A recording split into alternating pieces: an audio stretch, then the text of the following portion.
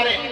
तो एक बात और ध्यान रखना, मैं अपने ऊपर लागू करता हूं इसलिए बोल रहा हूं। मेरे बेटे का नाम है कबीर शिवाजी, मेरे बेटे का नाम है कबीर शिवाजी, जाति और धर्म रहित है। कबीर शिवाजी तकरीबन 3.5 साल का होने को है, लेकिन इतने सालों में उसे नजर नहीं लगी। मैं इस मंच से चुनौती देता हूं कि दुनिया का कोई तांत्रिक ले आओ, मेरे बेटे को नजर लगा के दिखा दे।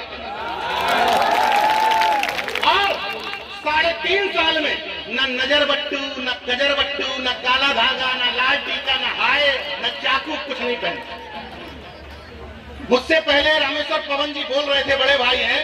मैं हर मंचों पर इसीलिए एक बात दोहराता हूं कि लोग भाषण से ज्यादा आपका आचरण फॉलो करते हैं। इसलिए मन से उतना ही बोलो जितना अपने जीवन में और घर में कर पाओ,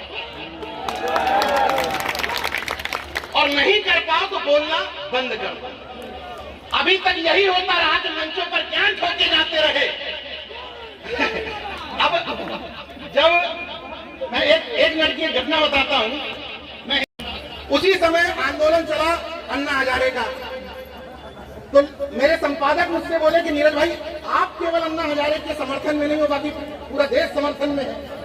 तो मैंने अपने संपादक से पूछा कि अन्ना हजारे का एजेंडा क्या है? भ्रष्टाचार का विरोध। तो अगर पूरा देश भ्रष्टाचार के विरोध में है तो भ्रष्टाचार कर कौन रहा? गलत तो नहीं है?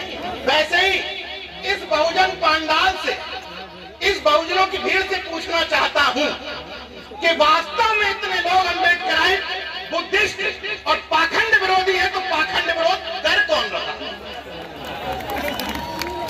उन कथा पांडालों की जो हमें मूर्ख बनाते हैं, उनके पांडालों की भीड़ बढ़ा कौन रहा? इन्हीं लोगों में से बढ़ा रहे हैं कि नहीं?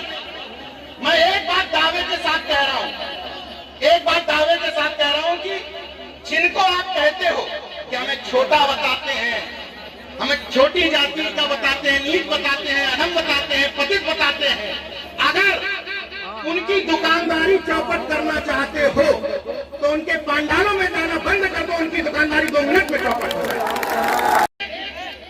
इस देश में उपभोक्ता कौन है? खरीदार कौन है? बहुजन समाज। इसी की संख्या ज्यादा है तो हर चीज का खरीदार यहां बैठा है, हर चीज का। विकल्प की बात की गई, आर्थिक विकल्प, आर्थिक विकल्प की बात की गई। ये तय कर लो, किसी के खिलाफ की बात नहीं कर रहा हूं, ये तय कर लो कि मैं आरक्षण विरोधियों की दुकान से कोई सामान नहीं खरीदूंगा। तो आपके आरक्षण के खिलाफ जो पैसा इकट्ठा करके बड़ी बड़ी बसें लगवा करके दिल्ली, मुंबई, कलकत्ता भेजी जाती हैं, उनका पैसा जाता किसकी जेब से? किसकी जेब से जाता है? बहुजन समाज। यहां सब लोग बड़े सहमति से सिर हिलाएंगे, कल 4 चक्का गाड़ी घर में आएगी तो पूजन वही कराएंगे। पहले आएगा, जाल बिछाएगा, हमको फंसाएगा, लेकिन हम फिर फंस जाएंगे। जाल बिछाता है, हमको फंसाता है, और फिर अगली बार वही कहानी फिर से। इसलिए रट्टू तोता मत बनो। और प्लीज एक रिक्वेस्ट है मेरी, और विज्ञानवादी व्यक्ति हूं, मेरे लिए एक बात गौर करिएगा। जो आपने तीनों लोग रखे हैं, सम्राट अशोक मेरे पुरखे, बाबा साहब मेरे पुरखे, तथागत मेरे पुरखे, तीनों पुरखों की मेरी तस्वीर आपने रखी है। मैं इन तीनों का भक्त नहीं हूं, गौर से सुनिएगा, मैं तीनों का भक्त नहीं हूं, इन तीनों का अनुयायी हूं। इन्होंने समाज को चलाने के लिए जो मार्ग दिखाया, उस मार्ग पर चलता हूं, पूजता नहीं हूं। मैं पिछली बार अपने बेटे कबीर के साथ श्रावस्ती आया हूं। यहीं एक बुद्ध टेम्पल में कहा गया कि बेटा मांग लो जो मांगना हो। 3 साल के कबीर से कहा गया मांग लो। मैंने कहा गलत बात, बुद्ध हो चाहे शिवलिंग हो, मांगने से कोई नहीं देता।